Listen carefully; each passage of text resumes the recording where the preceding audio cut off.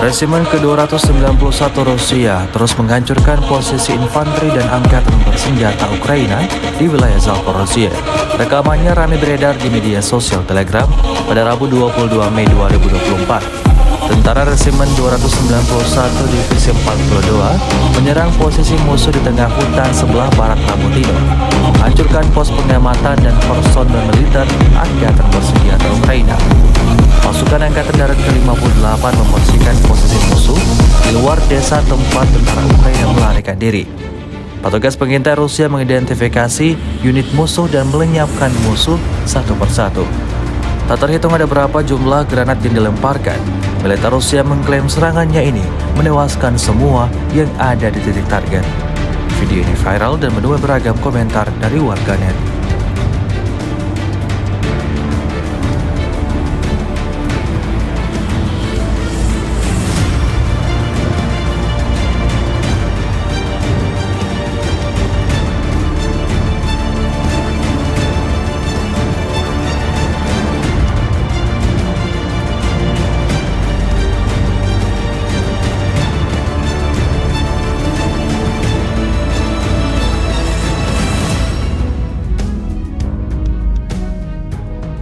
Download Tribun X sekarang, menghadirkan lokal menjadi Indonesia.